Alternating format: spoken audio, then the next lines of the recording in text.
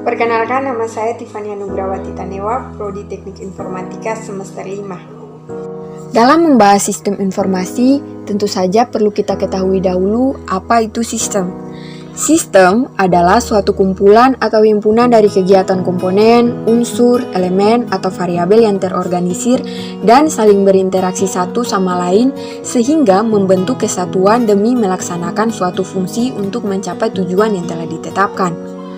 Yang berikut model umum dari sebuah sistem, yakni terdiri dari 3 bagian utama, yaitu yang pertama, input atau masukan. Adalah komponen sistem yang merupakan bahan yang akan diolah lebih lanjut untuk menghasilkan keluaran yang berguna. Yang kedua, pengolahan atau processing. Pengolahan adalah komponen sistem yang paling penting dalam mengolah masukan agar menghasilkan keluaran yang berguna. Yang ketiga atau yang terakhir adalah keluaran atau output. Keluaran adalah komponen sistem yang merupakan hasil dari komponen pengolahan. Yang berikut karakteristik dari sebuah sistem. Seperti yang terlihat pada gambar, sebuah sistem dapat dikatakan sebagai sistem yang baik apabila memiliki karakteristik-karakteristik tertentu. Karakteristik yang pertama yaitu komponen sistem atau components. Suatu sistem terdiri dari sejumlah komponen yang saling berinteraksi yang bekerja sama untuk membentuk suatu kesatuan. Komponen-komponen sistem tersebut dapat berupa suatu bentuk subsistem. Yang kedua yaitu batasan sistem atau boundary. Ruang lingkup sebuah sistem merupakan daerah yang membatasi antara sistem dengan sistem lainnya atau sistem dengan lingkup luarnya. Batasan sistem ini memungkinkan suatu sistem dipandang sebagai suatu kesatuan yang tidak dapat dipisah-pisahkan. Yang ketiga, lingkup luar sistem atau environment. Bentuk apapun yang ada di luar ruang lingkup atau batasan sistem yang mempengaruhi operasi sistem tersebut disebut dengan lingkungan luar sistem. Lingkungan luar sistem ini dapat menguntungkan dan juga dapat merugikan sistem tersebut. Yang keempat, penghubung sistem atau interface. Media yang menghubungkan sistem dengan subsistem lain disebut dengan penghubung sistem atau interface. Penghubung ini memungkinkan sumber-sumber daya mengalir dari suatu subsistem ke suatu subsistem yang lain. Yang kelima, masukan sistem atau input. Energi yang dimasukkan ke dalam sistem disebut dengan masukan sistem, yang dapat berupa pemeliharaan atau maintenance input dan sinyal atau signal input. Sebagai contoh, di dalam suatu unit sistem komputer, program adalah maintenance input yang digunakan untuk mengoperasikan komputer. Yang keenam, keluaran sistem atau output.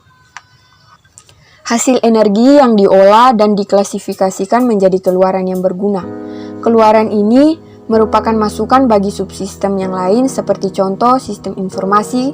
Keluaran yang dihasilkan adalah informasi, di mana informasi ini dapat digunakan sebagai masukan untuk pengambilan keputusan atau hal-hal lain yang merupakan input bagi subsistem lainnya.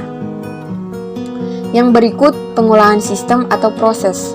Suatu sistem dapat mempunyai suatu proses yang akan memasukkan menjadi keluaran. Sebagai contoh, sistem akuntansi, sistem ini akan mengolah data transaksi menjadi laporan-laporan yang dibutuhkan oleh pihak manajemen. Yang berikut, sasaran sistem atau objektif. Suatu sistem memiliki tujuan dan sasaran yang pasti dan bersifat deterministik. Kalau suatu sistem tidak memiliki sasaran, maka operasi sistem tidak ada gunanya. Suatu sistem dikatakan berhasil bila mengenai sasaran atau tujuan yang telah direncanakan. Kita berpindah pada pembahasan yang berikut, yaitu klasifikasi sistem. Sistem dapat diklasifikasikan ke dalam beberapa jenis, yaitu sebagai berikut. Yang pertama, sistem abstrak dan sistem fisik. Sistem abstrak merupakan sistem yang berupa pemikiran atau ide-ide yang tidak tampak jelas secara fisik, misalnya sistem teologi. Sedangkan sistem fisik dapat diartikan sebagai sistem yang nampak secara fisik sehingga setiap makhluk dapat melihatnya, misalnya sistem komputer.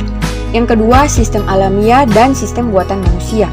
Sistem alamiah merupakan sistem yang terjadi melalui proses alam, tidak dibuat oleh manusia, misalnya sistem tata surya. Sedangkan sistem buatan manusia merupakan sistem yang dirancang oleh manusia, sistem yang dibuatan yang melibatkan interaksi manusia, misalnya sistem akuntansi, sistem informasi, dan lain-lain. Yang ketiga, sistem deterministik dan sistem probabilistik. Sistem deterministik merupakan sistem yang beroperasi dengan tingkah laku yang sudah dapat diprediksi. Misalnya sistem komputer adalah contoh sistem yang tingkah lakunya dapat dipastikan berdasarkan program-program komputer yang dijalankan. Sedangkan sistem probabilistik merupakan sistem yang kondisi masa depannya tidak dapat diprediksi karena mengandung unsur probabilitas, misalnya sistem manusia. Yang keempat, sistem terbuka dan sistem tertutup. Sistem terbuka merupakan sistem yang berhubungan dan terpengaruh dengan lingkungan luarnya. Lebih spesifiknya, dikenal dengan sistem terotomasi, yang merupakan bagian dari sistem buatan manusia dan berinteraksi dengan kontrol oleh satu atau lebih komputer sebagai bagian dari sistem yang digunakan dalam masyarakat modern. Sedangkan sistem tertutup merupakan sistem yang tidak berhubungan dan tidak terpengaruh dengan lingkungan luarnya. Yang berikut termasuk pada pembahasan yang berikut, yaitu pengertian sistem informasi. Sistem informasi terdiri dari dua kata, yaitu sistem dan informasi. Sistem yang berarti sekumpulan beberapa komponen yang bekerja secara bersamaan, sementara informasi adalah kumpulan data yang sudah diproses sehingga memiliki nilai guna yang lebih. Dari dua makna tersebut, sistem informasi dapat didefinisikan sebagai sebuah sistem yang di dalamnya memiliki kumpulan informasi. Kumpulan informasi tersebut memiliki hubungan operasional terhadap kelompok yang nantinya digunakan untuk mengambil keputusan. Berikut salah satu contoh sistem informasi di sekitar Anda. Yang saya ambil adalah sistem manajemen. Contoh penerapan sistem informasi di bidang manajemen, ada banyak contoh sistem yang digunakan dalam rangka perancangan yang menjadi bagian dari pengendalian internal dalam bisnis. Perancangan dan pengendalian yang dimaksud ini bisa terdiri dari pemanfaatan manusia, dokumen, prosedur, dan teknologi dalam bidang akuntansi manajemen. Tujuan penerapan sistem informasi ini adalah untuk memecahkan masalah yang mungkin dialami dalam menjalankan bisnis. Yang berikut, kita masuk pada komponen dalam sistem informasi. Ada 6 komponen sistem informasi yang sering berkaitan satu sama lain, diantaranya yang pertama, input informasi. Komponen input merupakan suatu bentuk data yang masuk dan kemudian diproses guna memecahkan akar permasalahan yang sedang dihadapi oleh siapapun. Yang kedua, model informasi.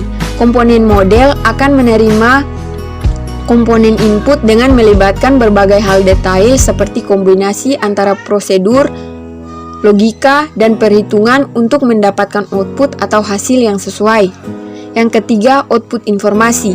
Komponen output atau keluaran merupakan hasil dari informasi yang berkualitas dari dua rangkaian komponen sebelumnya. Output juga merupakan hasil dokumentasi untuk semua tingkat dalam penggunaan sistem informasi. Yang keempat, komponen teknologi. Komponen teknologi berperan sebagai tolak ukur dalam sistem informasi yang mencakup input, fungsi, model, dan penyimpanan. Selanjutnya, komponen teknologi akan dapat diakses sedemikian rupa dengan hasil yang memiliki kualitas terbaik. Yang kelima, komponen basis data. Basis data merupakan kumpulan data yang dihubungkan oleh software pengolahan database. Komponen basis data akan menerima output dalam bentuk informasi untuk dianalogikan ke komponen basis data. Yang keenam, komponen kontrol. Meskipun berguna untuk mengendalikan sistem informasi, komponen kontrol sangat memiliki peran besar dalam sebuah sistem informasi dan bisa dikatakan sebagai pusat pengendali. Demikian pembahasan saya.